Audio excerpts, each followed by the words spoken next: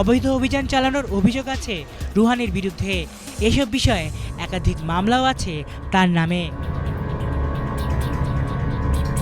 একাধিক গণমাধ্যম সূত্র জানায়, আওয়ামী দুঃশাসনের কালে মতিঝিল থানার এসি হিসেবে দায়িত্ব থাকা অবস্থায় ওই অঞ্চলের সন্ত্রাসীদের নানাভাবে মদদ দেওয়ার অভিযোগ উঠেছিল এই পুলিশ কর্মকর্তার বিরুদ্ধে। শুধু তাই না, ঢাকা ট্রিবিউনে প্রকাশিত প্রতিবেদনে বলা হয়, ঢাকা বিশ্ববিদ্যালয় কেন্দ্রীয় ছাত্র সংসদ ডাকসু নির্বাচনে সাধারণ সম্পাদক পদে বড় ভাই গোলাম রাব্বানীর প্রতিদ্বন্দ্বিতার সময় তার পক্ষে নির্বাচনী প্রচারণাও চালান রুহানী। সে সময় বিশ্ববিদ্যালয়ের শিক্ষার্থীরা গণমাধ্যম কর্মীদের জানান, বেশ কয়েকদিন টিএসসি, মধুর ক্যান্টিন সহ একাধিক হলে রাব্বানীর পক্ষে প্রচারণা চালাতে দেখা যায় এই ছোট ভাই রুহানীকে।